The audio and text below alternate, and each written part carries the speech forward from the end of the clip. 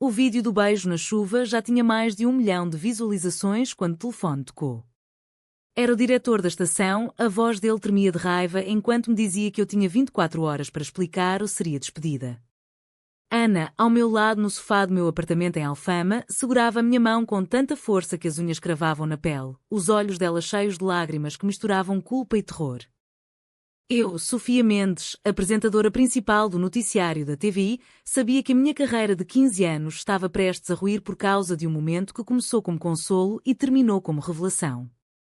Tudo tinha começado 2 semanas antes, quando Ana chegou ao escritório destruída. O namorado dela, o Pedro, engenheiro civil de 35 anos, tinha sido apanhado em flagrante com uma colega num hotel no Porto. As fotos circularam no grupo interno da empresa e Ana, produtora de conteúdo da mesma estação, sentiu o mundo desabar. Eu era a colega mais próxima, a que sempre ouvia desabafar depois das gravações, a que levava a comer pastéis de nata na pastelaria da Rua de Belém quando o dia pesava demasiado. Naquela noite, depois dela passar horas a chorar no meu ombro, decidi levá-la para casa. Chovia torrencialmente em Lisboa, uma daquelas chuvas de outono que transformam as ruas em rios e o Tejo em mar revolto. Caminhávamos debaixo do meu guarda-chuva pequeno, os sapatos encharcados, o frio a entrar pelos casacos. Ana parou de repente na praça do comércio, a luz dos candeeiros a iluminar o rosto dela molhado de chuva e lágrimas. Sofia, eu não sei mais quem sou, disse ela com a voz quebrada. Eu respondi sem pensar, tu és forte, és linda e não precisas dele para nada. Foi então que aconteceu.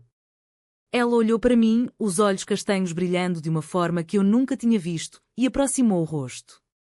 O beijo veio suave primeiro, depois urgente, como se anos de amizade escondida tivessem explodido de uma vez. A chuva batia forte nas nossas cabeças, o som das gotas abafava o mundo e por um instante não existia Pedro, não existia trabalho, não existia nada além da boca dela na minha. Quando nos afastamos, Ana sussurrou, isto muda tudo. Eu respondi, talvez precise mudar. Voltámos para o meu apartamento em silêncio, encharcadas, mas com um calor novo no peito. Passámos a noite a conversar, não sobre o beijo ainda, mas sobre ela, sobre mim, sobre como o mundo parecia mais leve quando estávamos juntas. Na manhã seguinte, o vídeo já circulava. Alguém, um paparazzo ou um turista com telemóvel, tinha gravado tudo desde a Praça do Comércio. O título no Twitter era cruel, apresentadora da TVI beija produtora em plena chuva, depois da traição do namorado dela. Os comentários explodiam. Alguns diziam que era lindo, outros que era nojento, que Lisboa já não era a mesma. O diretor ligou às 8 da manhã. Sofia, isto é um escândalo. A estação não pode associar-se a isto. Explica-te ou sai. Ana ouviu tudo pelo altifalante e começou a tremer. É culpa minha, murmurou. Eu abracei-a. Não. É nosso. E vamos enfrentar juntas. Mas eu já sabia que as próximas horas seriam as mais difíceis da minha vida. O telefone não parava de tocar, jornalistas da Correio da Manhã, da SIC, até da CNN Portugal queriam declarações. A minha agente mandou mensagem, negocia ou morre. Ana olhou para mim com os olhos vermelhos e perguntou, vamos mentir? Dizer que foi um momento de desespero? Eu hesitei. Mentir significava salvar a carreira, o salário que pagava o apartamento, a reputação que construí com suor. Mas olhar para ela e negar o beijo era negar a única verdade que me fazia sentir viva depois de tantos anos fingindo ser apenas a amiga perfeita.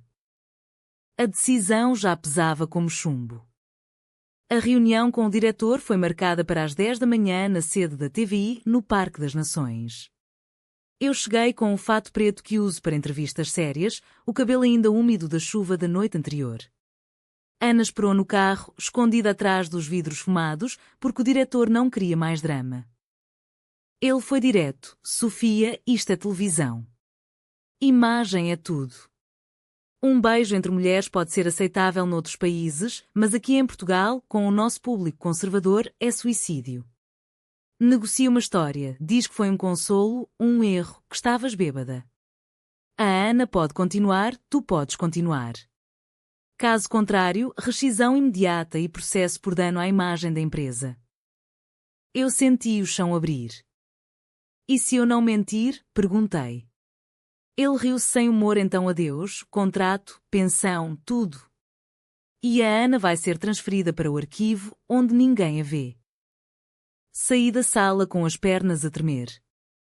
No carro, Ana chorava baixinho.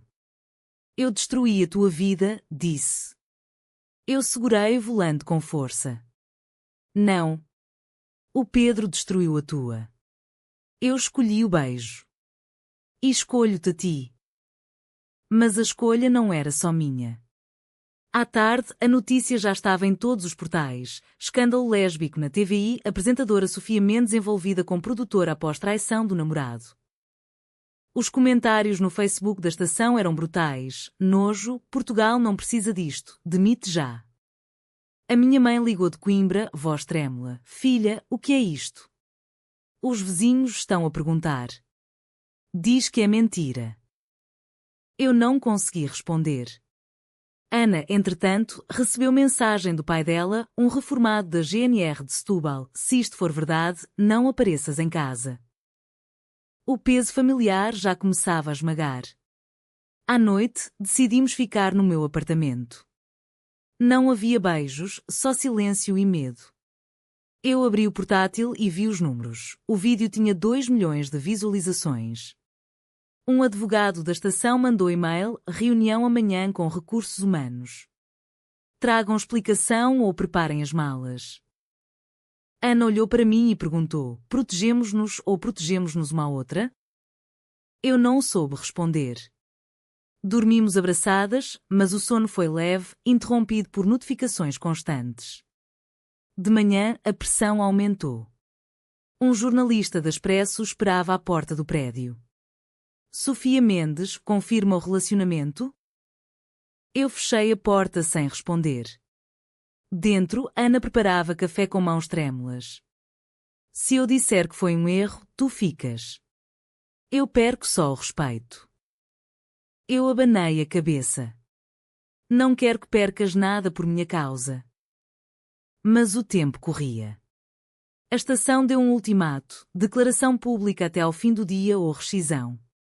A escolha estava ali, crua, mentir e salvar a carreira que eu amava ou assumir e perder tudo por uma mulher que, até há 2 semanas, era só amiga. O coração batia tão forte que doía. A declaração pública foi ao ar às 18 horas no próprio noticiário que eu apresentava.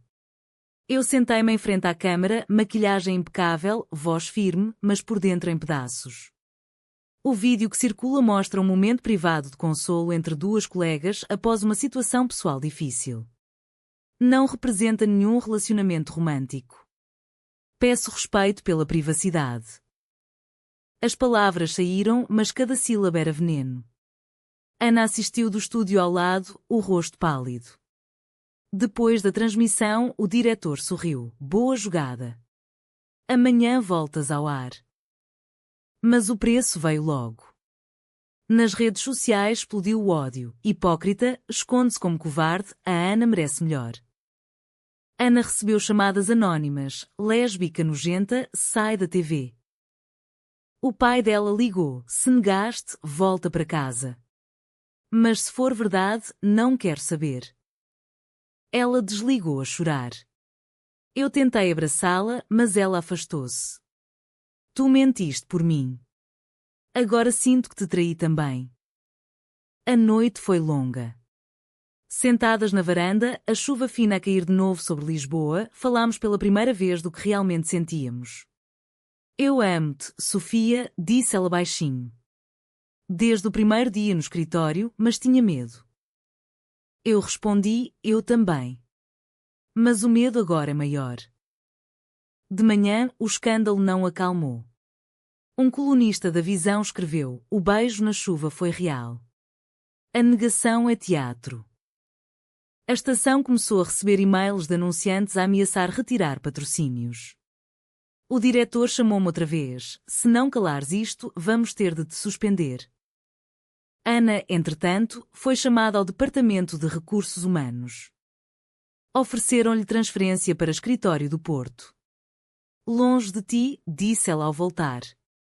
Eu vi o desespero nos olhos dela. Decidimos, naquela tarde, falar com um advogado independente. Ele foi claro: podem processar-vos por violação de cláusula de imagem.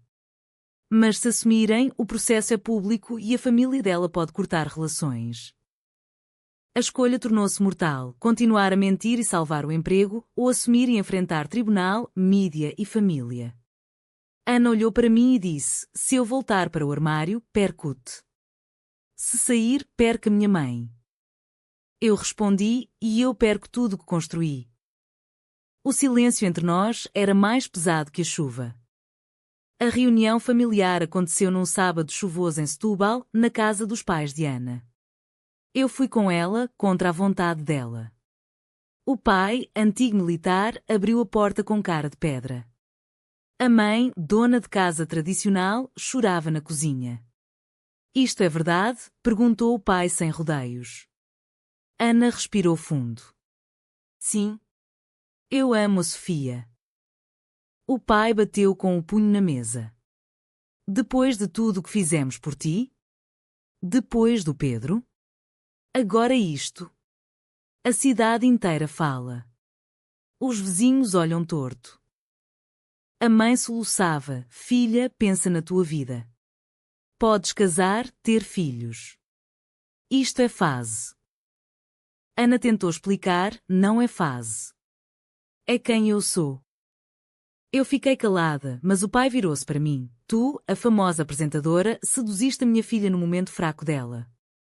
Sai da minha casa. Saímos debaixo de insultos. No carro de regresso a Lisboa, Ana chorava tanto que eu parei na berma da A2. Eles nunca vão aceitar, disse ela. Eu segurei o rosto dela. Então aceitamos-nos nós. Mas o preço subia. Na segunda-feira, a estação suspendeu-me preventivamente por investigação interna. O salário parou. A minha agente disse: sem ti, os convites secam. Ana foi transferida para o arquivo, trabalho das 8 às 5, sem contacto com câmaras. Os comentários nas redes tornaram-se pessoais, fotos antigas nossas no escritório foram desenterradas, montadas com legendas homofóbicas. Uma petição online pedia a demissão de ambas, já tinha 20.000 assinaturas. A família de Ana cortou o contacto, nem mensagens. Eu recebi e-mail da minha irmã de Aveiro: mãe está doente de vergonha. A pressão era constante. Decidimos, numa noite sem dormir, consultar um terapeuta de casais. Ele disse: vocês estão num triângulo mortal: amor, carreira, família. Cada escolha mata uma parte. Ana olhou para mim e perguntou: vale a pena perder tudo por isto? Eu respondi: tu vales. Mas a dúvida crescia dentro de mim. O processo chegou na quarta-feira. O ex-namorado Pedro abriu queixa por dano moral e difamação, alegando que o vídeo expôs e que eu manipulei Ana. O advogado dele exigia indemnização de 50.000 euros e desculpas públicas. A estação, para se proteger, entregou documentos internos onde eu aparecia como responsável pela imagem. O tribunal marcou a audiência urgente. Na sala de espera, Ana segurava a minha mão. Se perdermos, ficamos sem nada.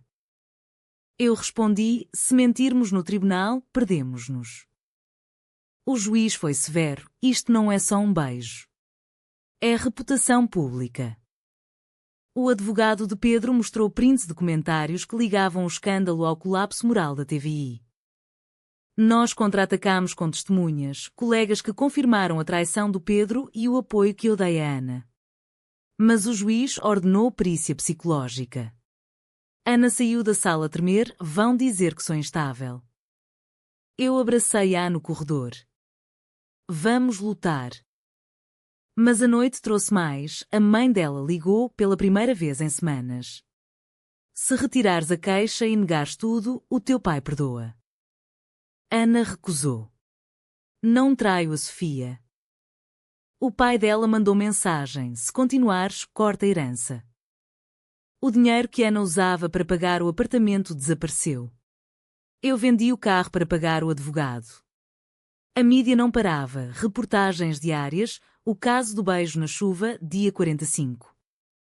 Os vizinhos de Alfama olhavam torto quando saíamos.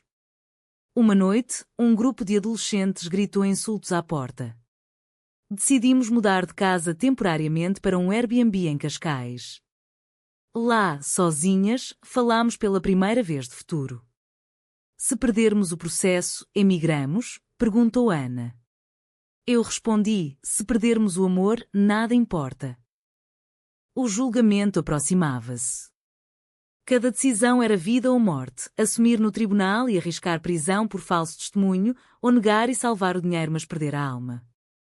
O dia do julgamento foi 15 de novembro, Tribunal de Lisboa, sala cheia de jornalistas.